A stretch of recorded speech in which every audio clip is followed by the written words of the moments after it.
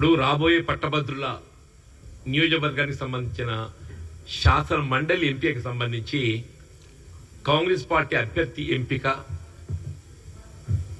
అంటే ఎన్నికల్లో అవలంబించాల్సినటువంటి ఒక వ్యూహానికి సంబంధించి ప్రదేశ్ కాంగ్రెస్ అధ్యక్షుడు మహేష్ కుమార్ గౌడ్ గారు ఈ 42 శాసనసభ నియోజకవర్గాలకు సంబంధించినటువంటి ఒక పోటీ చేసిన అభ్యర్థులు సీనియర్ కాంగ్రెస్ నాయకులతోని సమావేశాన్ని నిర్వహింపచేయటం, దీపాదాస్ మున్షి గారు తెలంగాణ ఇన్ఛార్జ్ ఏదైతే అఖిల భారత కాంగ్రెస్ కార్యదర్శి గారు వారితో పాటుగా శ్రీధర్ బాబు గారు, ఉత్తమ్కుమార్ గారు, సుదర్కొండ సురేఖ గారు, సీతక్క గారు, షబ్బీర్ గారు అందరూ కూడా పాల్గొని అంటే జనరల్లీ ఏదైతుందో ఇంకా స్టిల్ ఎన్రోల్మెంట్ ఈజ్ ఆన్ అంటే వాస్తవంగా ఏదైతుందో ఈ పట్టభద్రుల నియోజకవర్గానికి సంబంధించిన ఎన్రోల్మెంట్ ప్రక్రియ మళ్ళీ 23 వరకు దాన్ని పొడిగించడం జరిగింది. The last date for enrolment is 9th November. ఇది జరిగిన తదుపరి ఏదైతే ఫైనల్ నోటిఫికేషన్ తదుపరి we make it election schedule and notification at later stage.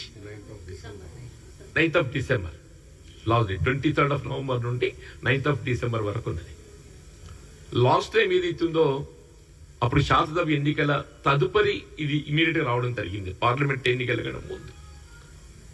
అప్పుడు ఏదైతుందో మిత్రులు షబ్బీర్ అలీ గారు కానీ మిత్రులందరూ కూడా ఆ ఎన్నికల్లో నేను అభ్యర్థిగా ఉంటే బాగుంటుంది అనేటువంటి ఒక అభిప్రాయాన్ని వ్యక్తం చేయటం, నాకున్నటువంటి ఒక ప్రజా సంబంధాలే కానీ out of my seniority with the party and with the people నేను ఐ ప్రిఫర్ టు కంటెస్ట్. అప్పుడు ఏదైతుందో కాంగ్రెస్ పార్టీ ప్రతిపక్షంలో ఉండడంతో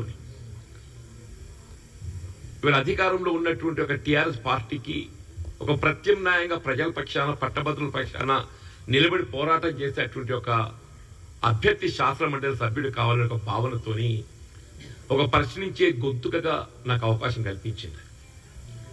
ఆ అవకాశాన్ని for last 5 years in the council Shabbir Ali గారి టర్మ్ అయిపోయిన తదుపరి ఏదైతుందో మరి నేను శాసన మండలిలో ప్రవేశించటం లాస్ట్ 5 years ఏదైతుందో ఇలా ప్రభుత్వాన్ని ఒక వైఫల్యాలను ఎత్తి చూపడంలో కానీ కాంగ్రెస్ పార్టీ యొక్క విధానాలను ప్రజలకు తీసుకుపోవటానికి మరి కృషి చేయడం జరిగింది. ఇదంతా మేము తెలిసిందే.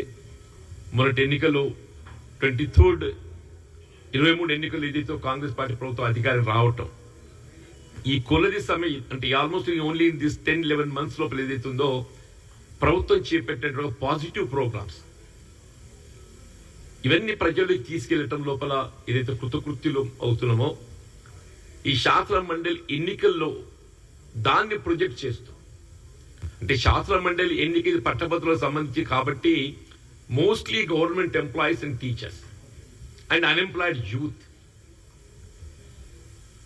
ఇందులో ఓటర్స్ ఇన్వాల్వ్ అయి ఉంటారు కాబట్టి అంటే మనకి 10 మాసాల కాలంలో మన రాష్ట్రంలో కాంగ్రెస్ ప్రభుత్వం ఏర్పడటంతో రేవంత్ రెడ్డి గారు ముఖ్యమంత్రిగా బాధ్యతలు చేపట్టిన తదుపరి 53,000 అంటే it's about 50,000 to 60,000 employment is recruited. ఈ 10 మాసాల కాలంలో దాదాపు 50,000 నుండి 60,000 వరకు ఏదైతుందో ఎంప్లాయ్మెంట్ రిక్రూట్మెంట్ చేయడం జరిగింది. Never in the history.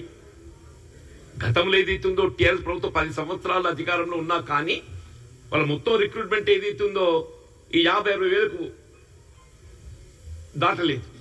కానీ కాంగ్రెస్ పార్టీ ఏదైతున్నదో only in this 10 months this government got recruited 50,000 to 60,000 employment అని చెప్పంటారు.